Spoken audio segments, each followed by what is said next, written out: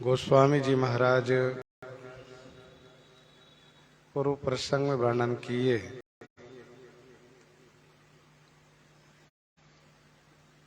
जनकपुर के कारीगर लोग मंडप की रचना कर रहे हैं।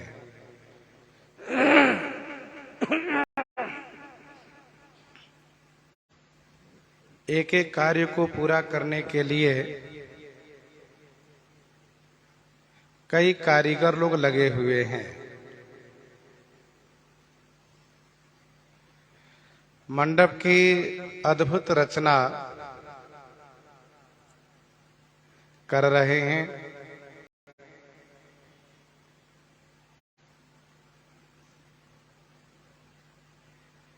आम के पल्लव, मंजरी और फूल बनाए, रेशम की डोरी में बांध करके उसी से बंधन बार बनाए।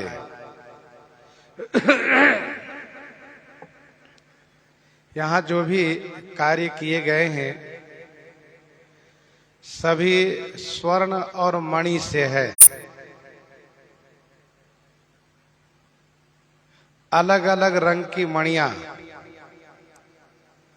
लगाई गई है। जहां जो रंग होना चाहिए उसी रंग की मणि का प्रयोग किए हैं।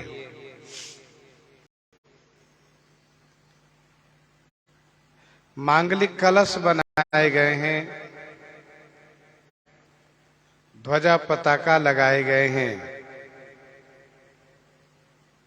तथा अनेक मणिमय मनोहर दीप लगाए गए हैं। प्रत्येक कलश पर दीपक तो रखे गए ही हैं, साथ साथ और भी जहां दीपक की आवश्यकता है वहां दीपक रखे गए हैं।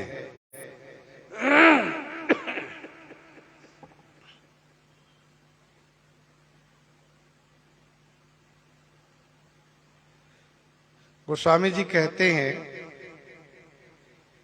कि मंडप की रचना बड़ी विचित्र है, उसका वर्णन नहीं किया जा सकता।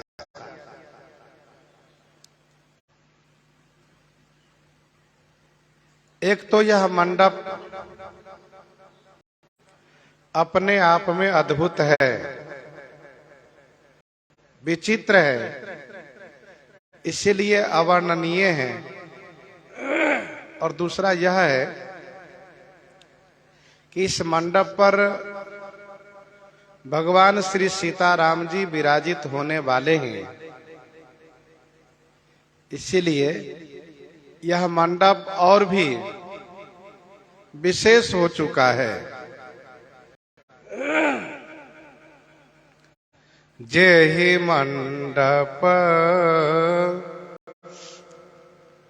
दुलहिन बैदेहि,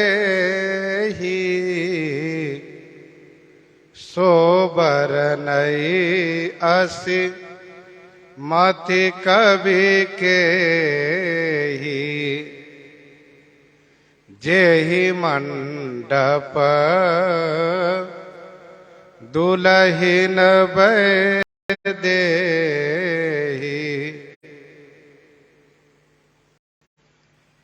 जेहि मंडप दुलहिन बैदेहि, सो बरनई असिमति कवि के ही।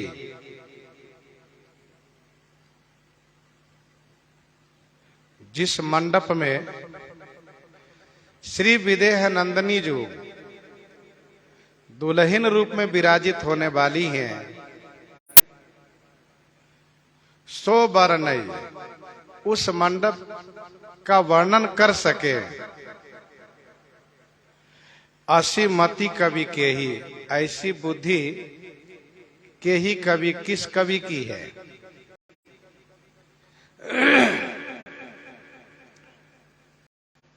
वैदेही कहने का भाव यह है कि यह श्री विदेह राज जी की सुपुत्री हैं और विदेह राज जी के सुकृत की मूर्ति हैं। जनक सुकृत मूर्ति वैदेही, काहू ने इन समान फल लाधे, इन सम काहू न शिव बराधे। तो जिस मंडप में श्री विदेह नंदिनी जो दुल्हन रूप में विराजित होने वाली हैं, उस मंडप को वर्णन कर सके ऐसी बुद्धि किस कवि के पास है? अर्थात किसी के पास नहीं है। और इसीलिए चाहे वह संस्कृत का काव्य हो, चाहे भाषा का काव्य हो, कहीं भी गोस्वामी जी के पूर्व मंडप के वर्णन के बारे में, गोस्वामी जी के पूर्व मंडप का वर्णन नहीं किया गया है।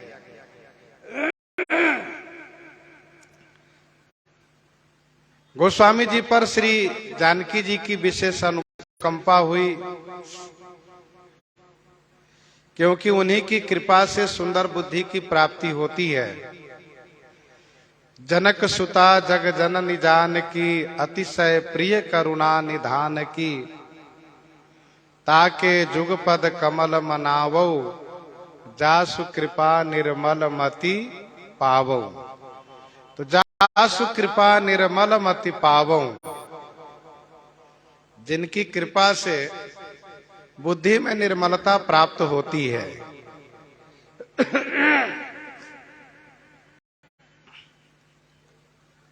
वह बुद्धि गोस्वामी जी को ही श्री सीता जी ने दी और गोस्वामी जी महाराज मंडप की रचना वर्णन किए।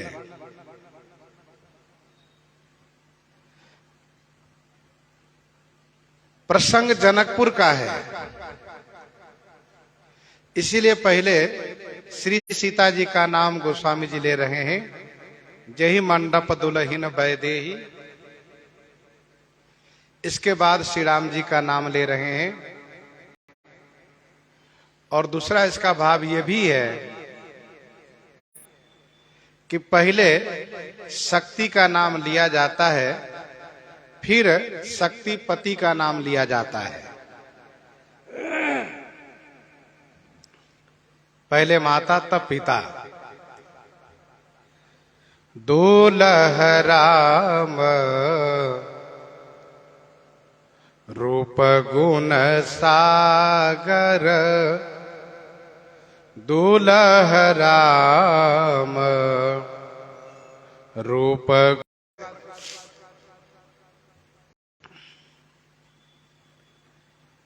जिस मंडप का फल भगवती श्री सीता जी का दर्शन, भगवान श्री रामचंद्र जी का दर्शन प्राप्त हो रहा है, इस गुणी है, उनके पास सिद्धि है, कला है, और अथवा तो रूप से कि अमुक बड़े ही रूपवान हैं। यहां पर भगवान श्री रामचंद्र जी रूप और गुण दोनों के सागर हैं। इसीलिए गोस्वामी जी कहते हैं कि सो बितान त्यों लोक उजागर।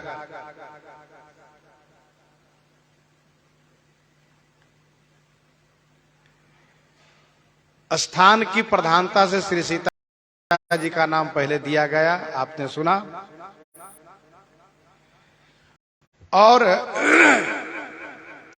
श्री सीता जी का निवास है, ये श्री राम जी यहां आए हैं, तो स्थान प्रधान।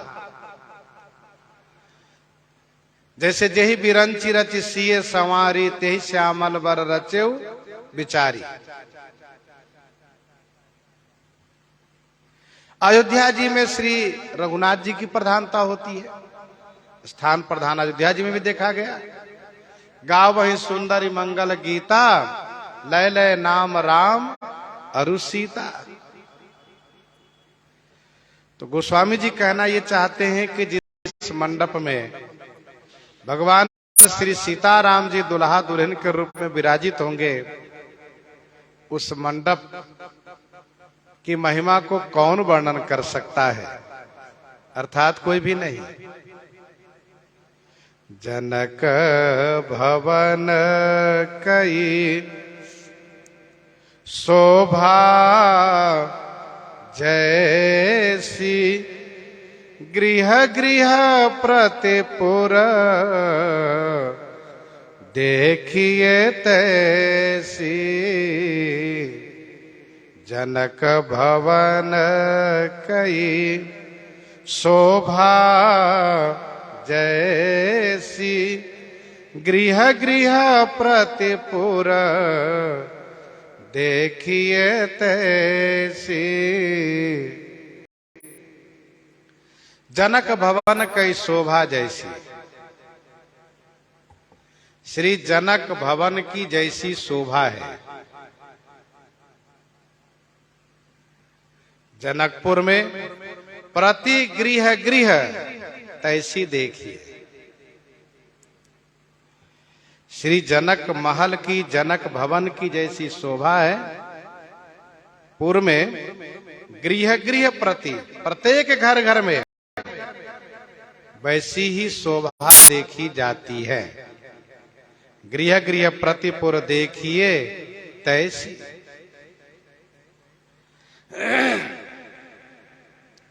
जनक भवन कई शोभा जैसी, गृह गृह प्रतिपुर देखिए तैसी।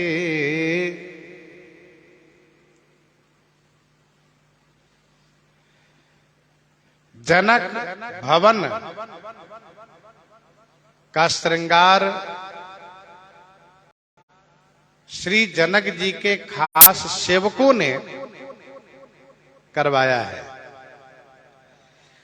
और जनकपुर का साज श्रृंगार, जनकपुर का सजावट, यह जनकपुर के महाजनों सेठों ने करवाया है। तो जैसी शोभा श्री जनक महल की है, जनकपुर की भी वैसी ही शोभा है।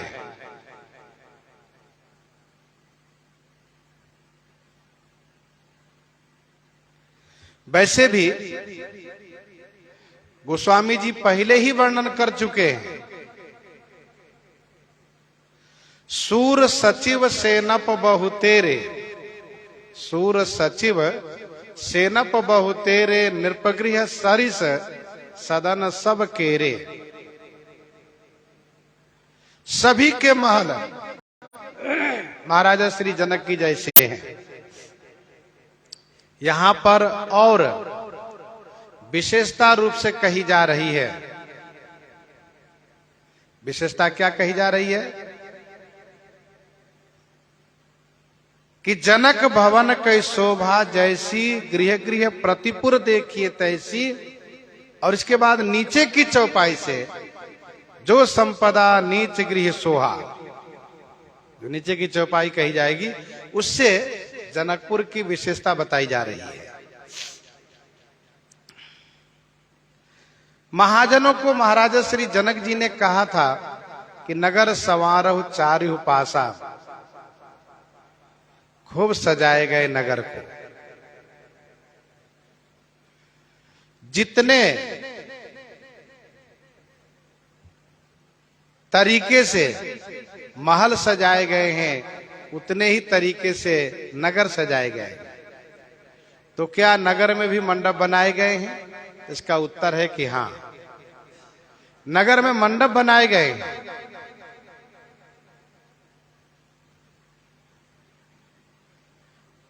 विवाह तो राजमहल में होना है, फिर नगर में मंडप बनाने क्या मतलब? इसका उत्तर यह है कि मंडप की रचना शोभा के लिए भी की गई है, शोभा के लिए। जैसे भगवान श्री राम जी के राज तिलकोत्सव में गुरुजी आदेश किए कि मंडप की रचना की जाए।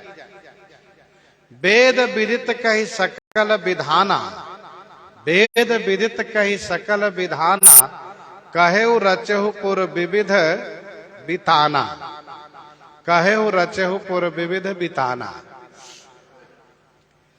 अयोध्या जी में भी मंडप की रचना उस वक्त की गई जब श्री राम जी का विवाह जनकपुर में हो रहा है, तो मंडप की रचना अयोध्या जी में भी की गई। भूप भवन की मिजाई बखाना, और विश्व विमोहन रचेऊ बिताना। आप कहेंगे विवाह तो जनकपुर में हो रहा, फिर यहां क्यों बितान? तो बितान मंडप की रचना मांगलिक है, विशेष शोभा के लिए रचना की गई। और भगवान श्री राम जी के अवतार काल में सारी सुविधा राजमहल की जैसी प्रजाजनों में हुआ करती है। गीतावली उत्तरकांड 19 पद में गोस्वामी जी ने लिखा है कि सबही के सुंदर मंदिराजिर, सबही के सुंदर मंदिराजिर राव रंक न लखी परई, सबही के सुंदर मंदिराजिर राव रंक न लखी परई। कौन राजा का महल है, कौन रंग का महल है, समझ में नहीं आता है। तो भगवान श्री सीताराम जी के लीला काल में सारी सुविधा सबके लिए एक जैसी होती है। जनक भवन के शोभा जैसी, गृह गृह प्रतिपुर देखिए तैसी। यद्यपि एक टीकाकार ने कहा कि जनकपुर के घर घर में मंडप बनाए गए, और यह मंडप इसलिए बनाए गए कि सब कुंवर का विवाह हुआ, लेकिन यह कहना प्रसंगोचित नहीं है। केवल मंडप से सभी घर में विवाह हो रहा है, यह कहना प्रसंगोचित नहीं है। यद्यपि यह चौपाई लोगों ने रखी कि सकल कुंवर ब्याहे तेही करनी, लेकिन सकल कुंवर का मतलब है तीनों भाई से, न कि और कुंवर से और राजकुमारों से। जैसे यही विधि गर्भ सहित सब रानी, उन तीनों रानी के लेकर अर्थ है, न कि अन्य सभी रानियों के लेकर अर्थ है। तो इस प्रकार से अतिशय युक्ति नहीं लगाना चाहिए। जनक भवन कै शोभा जैसी, गृह गृह प्रतिपुर देखिए तैसी। जेहि तिरहुति तेहि समय निहारी, जेहि तिरहुति तेहि समय निहारी,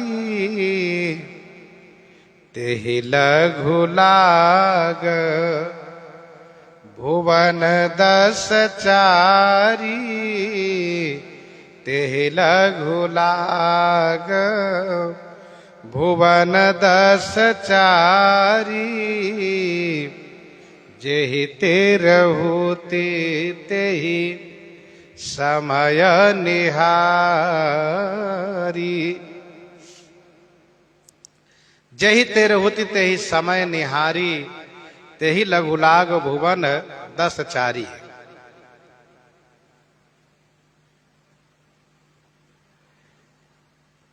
जेहि जिन्होंने,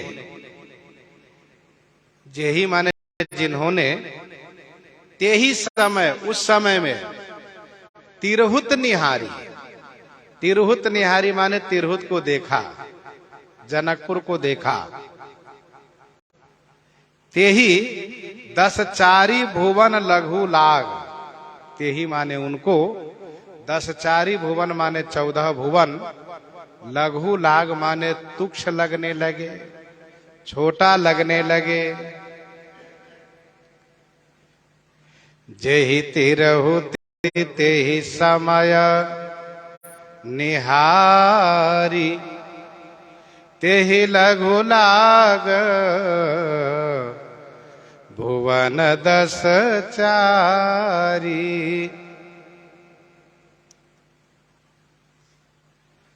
जेहि तिरहुति तेहि समय निहारी।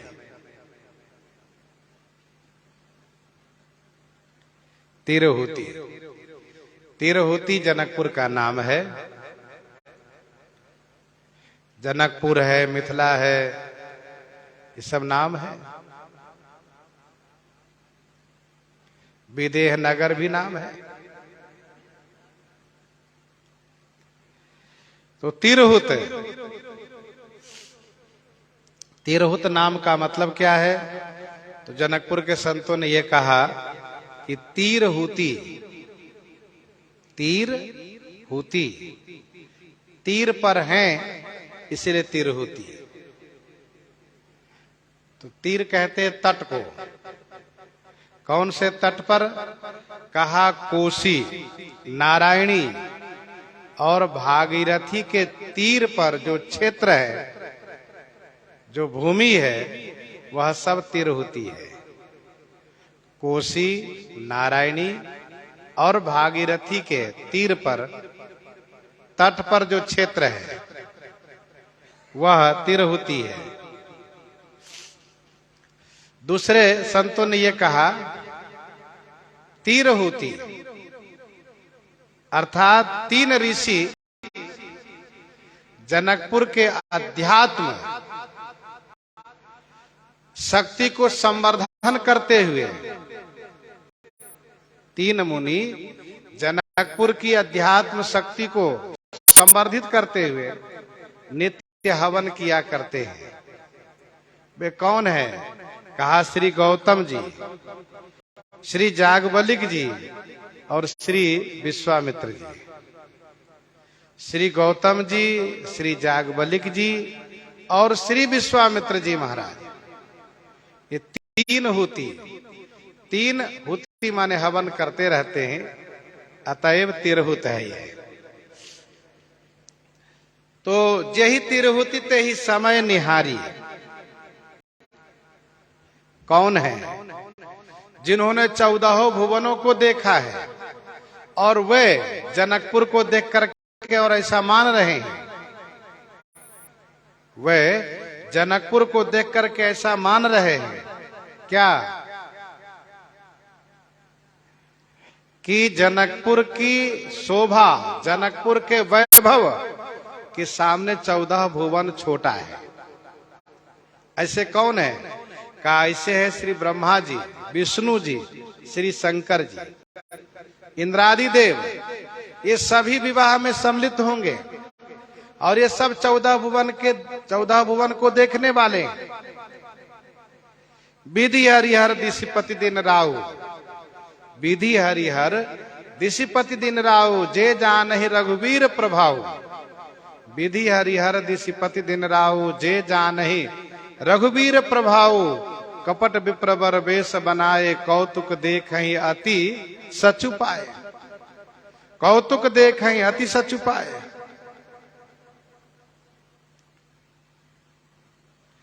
देख जनकपुर सुर अनुरागे, तो स्वामी जी ने कहा कि देख जनकपुर सुर अनुरागे, निज निज लोक सबहि लघु लागे। देख जनकपुर सुर अनुरागे, निज निज लोक सबहि लघु लागे। सभी को अपना अपना लोक छोटे लगने लगे। तो 14 भुवन उनको छोटा दिखाई देता है, कम महसूस होता है। 14 भुवन, ये 7 नीचे है, 7 ऊपर है।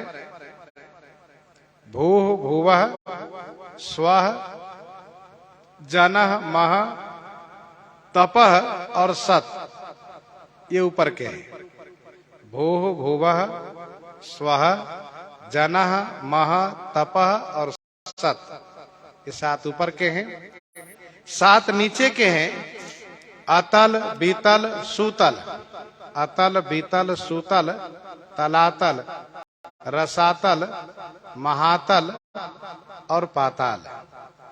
अतल, बितल, सुतल, तलातल, रसातल, महातल और पाताल, ये 14 भुवन है। तो जिन्होंने उस समय में जनकपुर को देखा, उनको 14 भुवन छोटा लगने लगा। और इतना ही नहीं, जो संपदा नीच गृह सोहा, सो बिलो की सुर नायक मोहा। जो संपदा नीच गृह सोहा, जो संपदा नीच गृह सोहा, सो बिलो की सुर नायक मोहा। जो संपदा नीच गृह सोहा, सोहा क्रिया पुल्लिंग है और संपदा शब्द स्त्रीलिंग है। तो अर्थ लगाना चाहिए, जिस संपदा से, जो संपदा माने जिस संपदा से, जिस वैभव से, जिस संपत्ति से नीच का, गृह माने घर, सोहा माने सुशोभित है। सो बिलो की सुर नायक मोहा, सो बिलो की माने उसे देख करके सुर नायक मोहा, देवताओं के नायक देवराज इंद्र विमोहित हो जाते हैं। जो संपदा नीच गृह सोहा। देखिए, मानव जी में कहीं कहीं कर्म के साथ भी क्रिया का प्रयोग किया गया है। वैसे नियम तो है कर्ता के साथ क्रिया का प्रयोग होना चाहिए, लेकिन कहीं कहीं कर्म के साथ भी क्रिया का प्रयोग किया गया है। तो जो संपदा नीच गृह सोहा, जिस संपत्ति से नीच, नीच का मतलब जो है छोट जाती है। जनकपुर में इतना वैभव है, झाड़ू बहारू लगाने वाले के घर में इतना वैभव है, इतनी संपदा है कि उसे देख करके देवराज इंद्र का मन मोहित हो जाता है, मुग्ध हो जाता है। कहने का भाव यह है कि वर्ण व्यवस्था है और वर्ण के अनुसार सब अपने कार्य में लगे रहते हैं, लेकिन सुख, सम्मान सबका एक जैसा है। जो संपदा नीच गृह सोहा, सो बिलो की सुर नायक मोहा। तो जब नीच गृह में, नीच जाति के घर में, अथवा जो छोटा घर है, नीच गृह से छोटा घर है, लोग ऐसा भी अर्थ कर लेते हैं, तो उससे जो शोभा है, फिर बड़े घर में कितना वैभव होगा। सो बिलो किशोर नायक मोहा। गोस्वामी जी कहते आश्चर्य मत करो, बसई नगर जेहि लक्ष्य करी, बसई नगर जेहि लक्ष्य करी, कपट नारी बर बेस, तेहि पुर की शोभा कहत, सकुच ही सारद शेष, सकुच ही सारद शेष। जेहि नगर, लक्ष्मी माने लक्ष्मी जी, कपट से, कपट से अर्थात छुपा करके, बर नारी बेस करी, बसई माने निवास करती है। जेही नगर जिस नगर में श्री लक्ष्मी जी, लक्ष्मी माने लक्ष्मी जी, कपट माने छुपा करके, गुप्त रख करके, बर माने श्रेष्ठ नारी का वेश बना करके, मानुषी नारी का वेश बना करके निवास करती हैं। ते ही पुर कई शोभा कहता सकुच ही सारद शेष। ते ही पुर कई अर्थात उस पुर की शोभा कहने में शेष और सारद, सकुच ही माने संकोच करते हैं। उस पुर की शोभा कहने में शेष और सारद संकोच करते हैं, उनको संकोच होता है। बसई नगर जेहि लक्ष्य करी, कपट नारी बर बेस। तेहि पुर कई शोभा कहत सकुच ही सारद शेष। सकुच ही सारद शेष।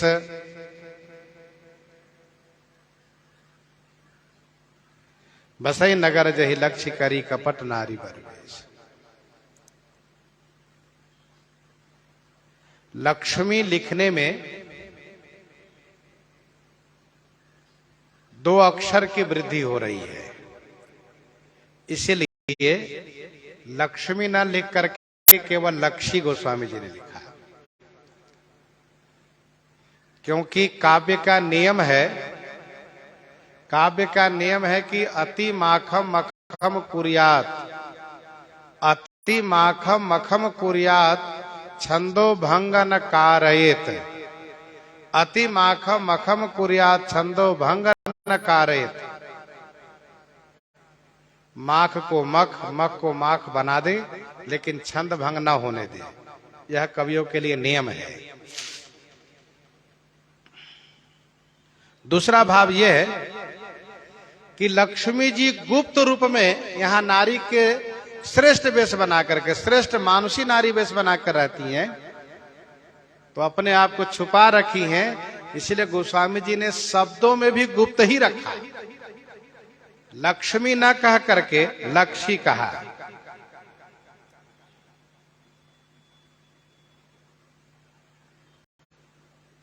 श्री लक्ष्मी जी कपट से श्रेष्ठ नारी का वेश बना करके यहां निवास करती हैं। जैसे सची शारदा रमा भवानी, सची शारदा रमा भवानी जे सुरतीय सूचि सहज सयानी। सची शारदा रमा भवानी जे सुरतीय सूचि सहज सयानी। कपट नारी बर वेश बनाई मिली सकल रनिवास ही चाई। कपट नारी बर वेश बनाई मिली सकल रनिवास ही जाई।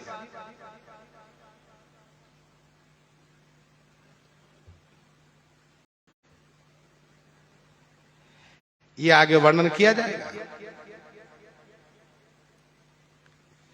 करी का मतलब यह है कि कर्मवश नहीं, स्वेच्छा से, स्वेच्छा से। यहां कपट का मतलब यह है कि लोग पहचाने ना, इसीलिए, क्योंकि पहचानेंगे लोग तो पूजा में लग जाएंगे, फिर वो आनंद नहीं प्राप्त होगा। इसीलिए लोग ना जाने, इसलिए कपट नारी बर वेश बनाई। तो बसई नगर लक्ष्य करी, कपट नारी बर वेश। दूसरे एक टीकाकार ने यह कहा कि यहां लक्ष्मी से जिन लक्ष्मी जी की चर्चा आगे विवाह मंडप पर की गई है, उनका आगमन बाद में हुआ है। और गोस्वामी जी कहते हैं कि बसई नगर निवास कर रही लक्ष्मी जी। ये कौन सी लक्ष्मी जी हैं? कहा महालक्ष्मी श्री सीता जी ही है। अंश अंशी में अभेद मानते हुए, अंश अंशी में अभेद मानते हुए श्री सीता जी को ही यहां पर लक्ष्मी गोस्वामी जी ने कहा। नहीं तो श्री सीता जी से अनंत लक्ष्मी जी प्रकट होती है। जासुवंश उपजहि गुण खानी, जासुवंश उपजहि गुण खानी, अगणित लक्ष्य उमा ब्रह्मानी।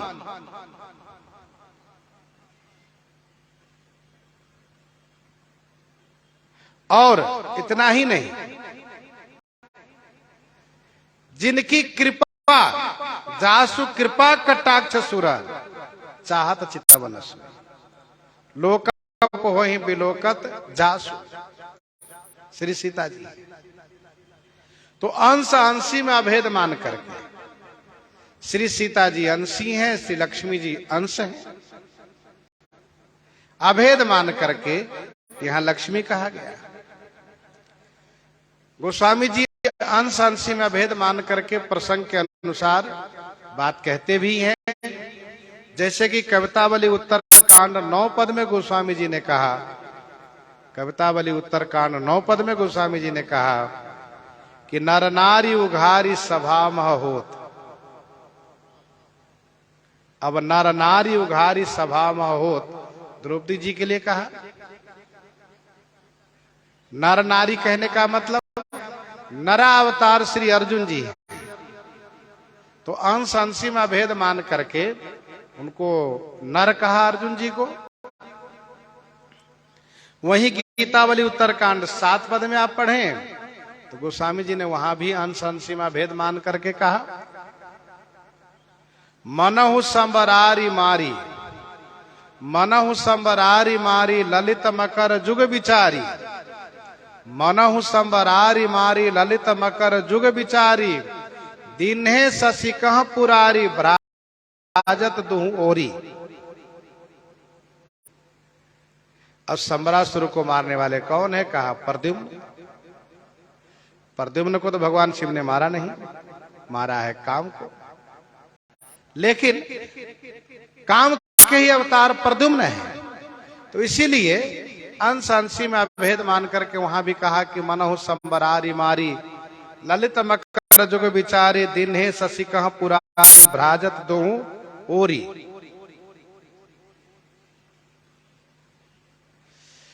तो अंश अंशी में भेद मान करके गोस्वामी जी वर्णन करते हैं, बातें कहते हैं।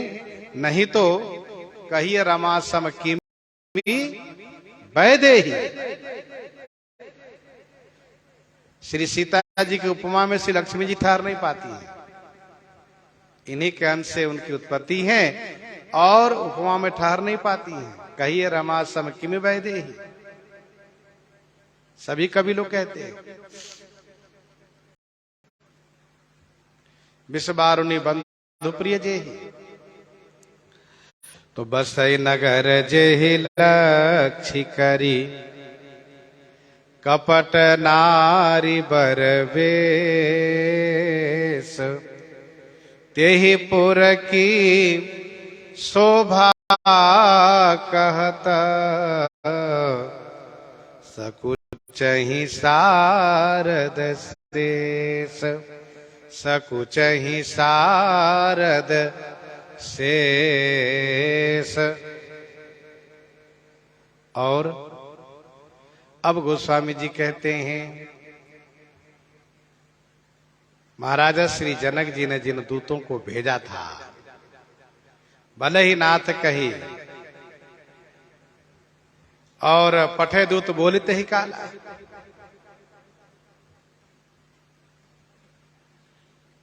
अब वे दूत पहुंच रहे हैं जनकपुर।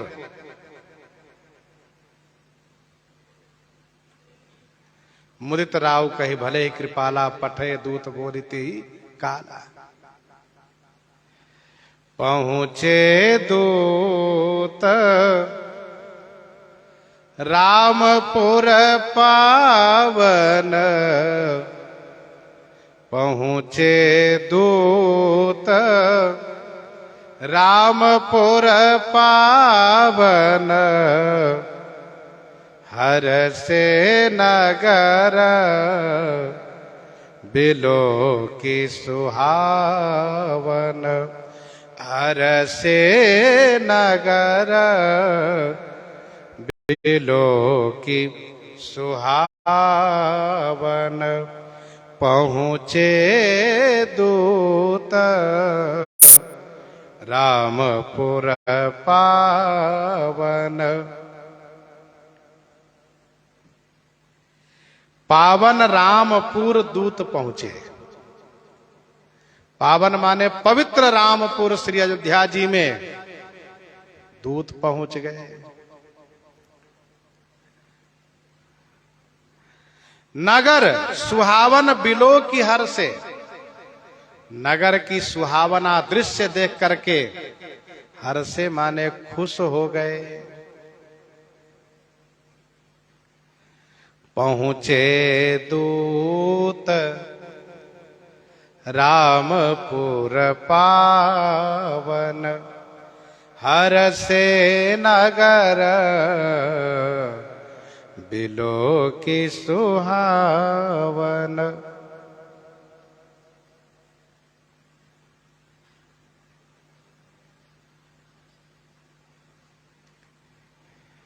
गोस्वामी जी कहते हैं रामपुर पहुंचे। दशरथपुर भी तो कह सकते थे, अयोध्या भी तो कह सकते थे,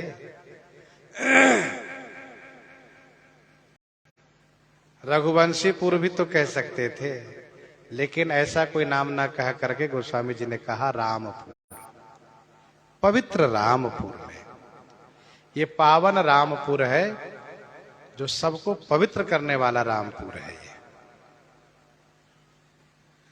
दूत के हृदय में राम जी हैं, दूत के हृदय में राम जी हैं और हाथ में रामचरित है। हृदय में राम जी हैं, हाथ में रामचरित है, इसलिए रामपुर पहुंच गए। श्री राम जी के चरित से युक्त पत्रिका है, रामचरित है। मानो एक बड़ा सुंदर संकेत है, यहां पर उपदेश है। क्या? हृदय में राम जी हो और हाथ में रामचरित मानस हो तो पावन रामपुर की प्राप्ति होगी। वह व्यक्ति पवित्र रामपुर ही पहुंचेगा।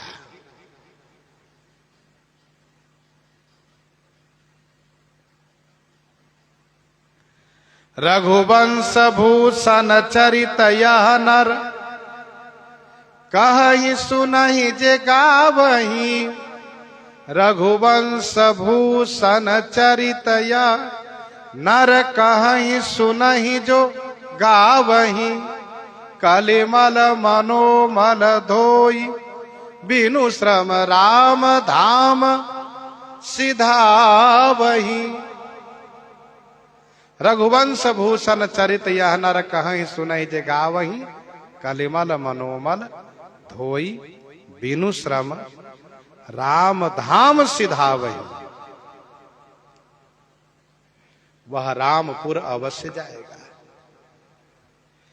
जो श्री रामचरितमानस जी का आश्रय लेगा, रामचरितमानस जी को हृदय में लगा के रखेगा, श्री राम जी को हृदय में धारण करेगा, वह श्री राम पुर पावन रामपुर में पहुंचेगा।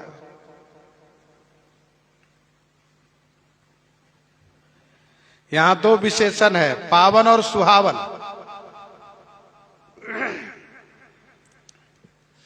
तीर्थ के दृष्टि से पावन है, तीर्थ के दृष्टि से पावन है, और संपूर्ण विश्व की राजधानी के दृष्टि से,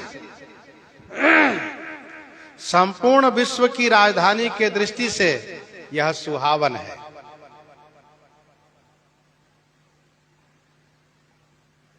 ध्यान दीजिएगा, तीर्थ में पवित्रता होती है, राजधानी में सुंदरता होती है।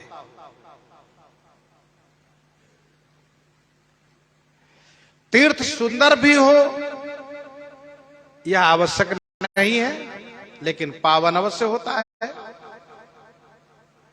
राजधानी पावन भी हो यह आवश्यक नहीं है, लेकिन वह सुहावन होती है। श्री अयोध्या जी संपूर्ण विश्व की राजधानी है, क्योंकि चक्रवर्ती सम्राट यहां विराजते हैं और श्री अयोध्या सप्त मोक्षदायिनी तीर्थों में अग्र तीर्थ है, इसलिए पावन भी है और सुहावन भी है। पावन है, पावनता इसलिए है कि देखत पुरी अखिल अघ भागा, देखत पुरी अखिल अघ भागा, वन उपवन बापिका तड़ागा। बंदो अवधपुरी अति पावनी, बंदो अवधपुरी अति पावनी, सरजू सरी कलि कलुष न सावनी। बंदो अवधपुरी अति पावनी, सरजू सरी कलि कलुष न सावनी। और नगर होने के नाते सुहावन है। यद्यपि अवध सदैव सुहावनी, रामपुरी मंगलमय पावन। राम धाम दापुरी सुहावनी, लोक समस्त विदित अति पावनी। पुण्य देखो अवधपुरी अति पावनी, त्रिविध ताप भव रोग न सावनी।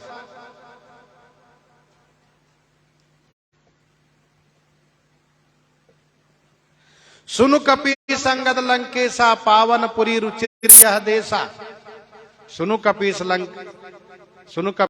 संगत लंकेशा, पावन पुरी रुचिर यह देशा। यद्यपि सब कुंठ बखाना, वेद पुराण विदित जग जाना, लेकिन अवधपुरी संप्रिय नहीं सो। यह प्रसंग जाने को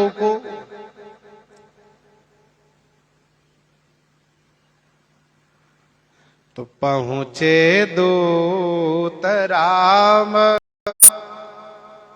पुर पावन,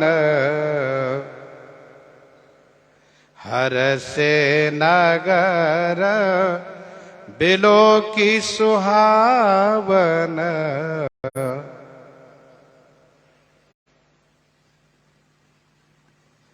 नगर की सुहावना दृश्य देख करके जनकपुर के दूत प्रसन्न हो गए। वाह, खूब सुंदर नगर है। भूप द्वार तीन खबरी जनाई, भूप द्वार तीन खबरी जनाई। दशरथ नृप सुनी लिए बोलाई, दशरथ नृप सुनी लिए बोलाई। भूप द्वार तीन खबरी जनाई, दशरथ नृप सुन लिए बोलाई। भूप द्वार तीन खबरी जनाई।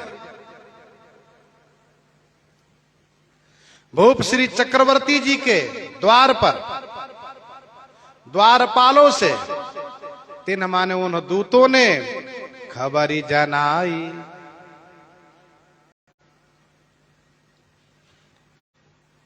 खबर दी तो दशरथ नृप सुन लिए बोलाई। महाराजा श्री दशरथ जी ने सुनते ही दूत को तुरंत अंदर बुलवा लिए। यहां तीन शब्द बहुवचन है, अर्थात बहुत दूत हैं। भूप द्वार तीन खबरी जनाई, दशरथ नृप सुनी लिए बोलाई।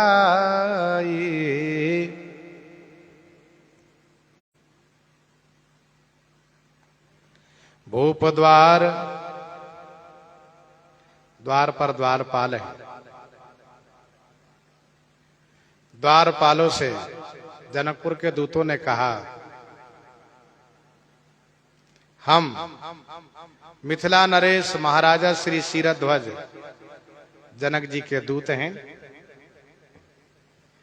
ब्रह्मर्षि महाराज श्री विश्वामित्र जी की आज्ञा से भगवान श्री राम लक्ष्मण जी के कुशल समाचार पत्र लेकर आए। यह सूचना आप महाराजा श्री चक्रवर्ती जी को दीजिए। द्वारपाल खुश हो गए, क्योंकि श्री राम जी द्वारपाल को भी उतना ही प्रिय हैं जितना कि महाराज को प्रिय हैं। कौशलपुरवासी नर नारी वृद्धा रुबाल, कौशलपुरवासी नर नारी वृद्धा रुबाल, प्राण होते प्रिय लागत सब कहा राम कृपाल।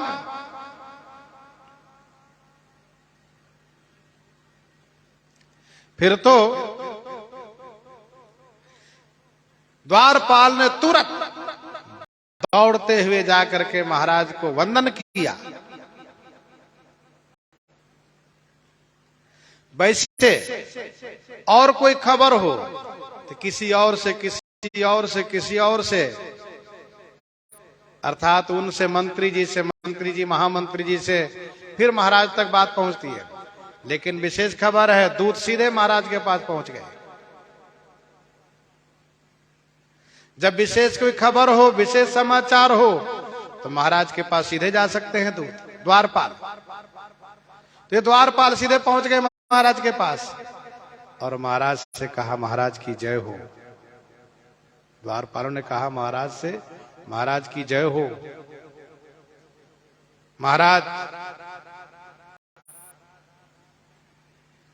श्री गुरु विश्वामित्र जी महाराज की आज्ञा से श्री जनक जी महाराज के दूत श्री राम जी श्री लक्ष्मण जी के कुशल समाचार पत्र लेकर आए। महाराज ने कहा तुरंत लेकर आओ। हाँ, तुरंत लाओ, देरी मत करना।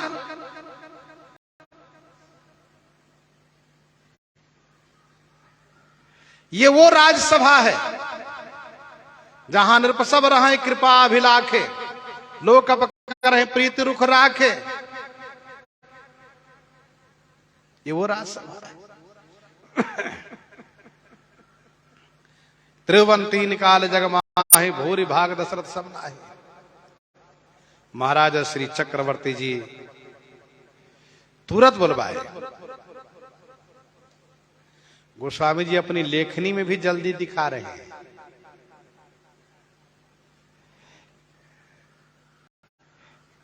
करी प्रणाम तिन्ह पाती, दीन्ही मुदित महीप, आप उठिलीन्ही करी प्रणाम तिन्ह पाती, दीन्ही मुदित महीप, आप उठिलीन्ही करी प्रणाम तिन्ह पाती दीन्ही। करी प्रणाम अर्थात प्रणाम करके तिन्ह उन्होंने पाती दीन्ही पत्रिका दी। प्रणाम करके उन्होंने पत्रिका दी। महीप महाराजा श्री चक्रवर्ती जी मुदित माने प्रसन्न होकर के उठकर खड़े हुए और आप लीन्ही स्वयं लिए। महाराज प्रसन्न होकर के स्वयं उठ करके लिए।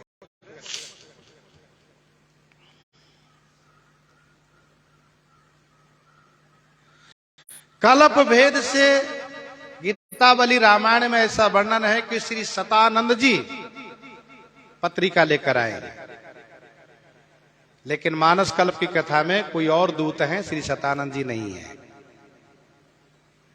क्योंकि दूतों ने प्रणाम किया महाराज को। करी प्रणाम तिन्ह पाती दीन्ही। महाराजा श्री चक्रवर्ती जी को श्री राम जी में इतना अधिक प्रेम है कि श्री राम की पत्रिका आई है। यूं कहिए कि श्री राम जी की चिट्ठी पत्रिका आई है। और तब उस जमाने में चिट्ठी पत्रिका का समय था, और चिट्ठी पत्रिका यदि प्रिय का आ जाए तो कितना आनंद होता था। पुराने लोग इस बात को समझ सकते हैं। तो करी प्रणाम तिन पाती दिन ही मुदित मही पाप उठ लिन्ही। महाराजा श्री चक्रवर्ती जी स्वयं उठ करके प्रसन्नता के साथ लिए। वैसे राज दरबार में पत्रिका मंत्री अथवा कोई और विशेष जो कर्मचारी होते हुए पत्र पढ़ते हैं, लेकिन यह पत्रिका श्री राम जी की, यह श्री राम जी की पत्रिका श्री राम जी के समान है, श्री राम जी के कुशल पत्रिका है। इसलिए स्वयं प्रसन्नता से उठ कर के लिए और हृदय से लगाए, मानो श्री राम जी मिल गए। बारी बिलोचन बाचत पाती, बारी बिलोचन बाचत पाती, पुलक गात आई भरी छाती, पुलक गात आई भरी छाती। महाराजा श्री चक्रवर्ती जी आनंद में ऐसे विभोर हो गए, प्रेम में ऐसे डूबने लगे कि उनके नेत्रों में आंसू भर आए। बारी बिलोचन, बिलोचन दोनों नेत्रों में बारी है, बारी माने प्रेमाश्रु है। बाचत पाती, पाती बाँचते ही, पत्रिका पढ़ते ही दोनों नेत्रों में प्रेमाश्रु भर आए। आज समाचार मिला। पुलक गात, गात माने शरीर पुलकित है, और आई भरी छाती, छाती भर आई, हृदय भर गया, अर्थात गदगद हृदय हो गया, कंठ अवरुद्ध हो गया। देखो भाई, भगवान श्री राम जी के चरित्र परक जो भी रामायण है, रामायण के प्रति ऐसी ही श्रद्धा होनी चाहिए, सम्मान पूर्वक ग्रहण करें और प्रेम पूर्वक पढ़ें। हृदय में श्री राम जी अवश्य विराजित हो जाएंगे। बारी बिलोचन बाचत पात, मम गुण गावत पुलक शरीरा, गद गद गिरा नयन बह नीरा। यह दशा प्राप्त श्री चक्रवर्ती जी को है। बारी बिलोचन बाचत पाती। विनय पत्रिका 193 में गोस्वामी जी ने कहा, विनय पत्रिका 193 में, सजल नयन गदगद गिरा, सजल नयन गदगद गिरा, गहबर मन पुलक शरीर। सजल नयन गदगद गिरा, गहबर मन पुलक शरीर। गावत गुणगन राम के कहीं न मिटी भव भी। सजल नयन गदगद गिरा। प्रेम न हो तो प्रेम प्राप्ति के लिए ठाकुर जी से, माना जी से प्रार्थना करनी चाहिए। पुलक गात आई भरी छाती। इतना प्रेम बढ़ा कि राम लखन उर करबर चिट्ठी। राम लखन उर करबर चिट्ठी। रही गए कहतन खाटी मीठी। रही गए कहतन खाटी मीठी। राम लखन उर। श्री राम लक्ष्मण जी हृदय में है। कर माने हाथ में, बर माने श्रेष्ठ चिट्ठी है। क्या खाटी क्या मीठी। खाटी माने क्या बुरा, मीठी माने क्या अच्छा। कहते नहीं बना। महाराज की प्रेममय दशा देख करके सभा के लोग चिंतित होने लगे। तो पुनि धरि धीर पत्रिका बाँची, पुनि धरि धीर पत्रिका बाँची, हरसी सभा बात सुनी साची, हरसी सभा बात सुनी साची, पुनि धरि धीर। पुनि माने फिर धैर्य धारण करके महाराजा श्री चक्रवर्ती जी ने पत्रिका बाँची। पत्रिका पढ़ करके महाराज ने सुनाया, साची बात सुनी सभा हर्षी। सच्ची बात सुन करके सभा के सभी लोग प्रसन्न हो गए, सब बड़े गदगद हो गए, आह्लादित हो गए। इधर खेल में श्री भरतलाल जी समाचार पाते हैं, तुरंत पिताजी के पास आते हैं और वे भी जब बड़े प्रेम पूर्वक पूछते हैं तो श्री चक्रवर्ती जी फिर पढ़ करके श्री भरत को सुनाते हैं। आनंद ही आनंद श्री चक्रवर्ती जी के राज दरबार में है, राजसभा में है। प्रसंग को ही प्रहृदयांगम करते हुए आइए श्रवण करते हैं श्री भक्तमाल जी से।